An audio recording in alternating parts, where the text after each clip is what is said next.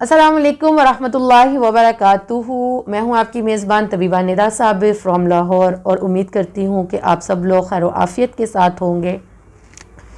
आज हम लोग ब्यूटी टिप्स के अंदर जिस ब्यूटी टिप पर बात करेंगे वो हमारे हेयर से रिलेटेड है।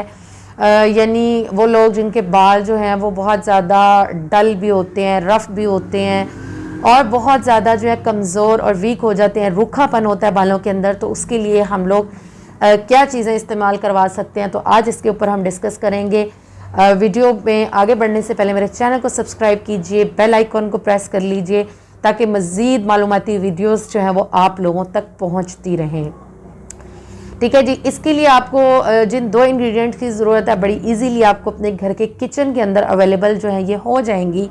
आप लोगों ने करना ये है कि 2 to 3 स्पून आप लोगों ने कलौंजी के ले लेना है। इसको आपने आधा कप पानी के अंदर 2 से 3 घंटे के लिए भिगो कर रख देना है।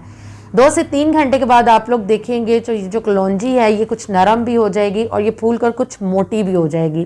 ठीक हो गया। अब आप लोगों ने करना ये है कि फ्रेश एलोवेरा जेल, अगर आप लोगों के घर में एलोवेरा का जो है पौधा है तो फ्रेश एलोवेरा जेल जो है उसको यूज़ कीजिए। उसका जेल जो है वो निकाल लीजिए। आपने इस जेल को और ये जो आपके पास कलौंजी जिसको आपने सोक करके रखा हुआ था, इन दोनों को ब्लेंडर के अंदर डालना है और उसको अच्छे तरीके से ब्लेंड कर लेना है। ये मैं आप लोगों को एक हेयर मास्क बता रही हूँ जो कि आपके बालों के ऊपर बेहतरीन जो है वो काम करेगा।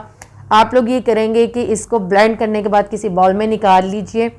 इसके अंदर मज़ीद आप लोग ये कर सकते हैं कि इसके अंदर आप लोग कोई सा ऑयल अगर थोड़ा सा ऐड करना चाहें तो उसको भी ऐड कर सकते हैं।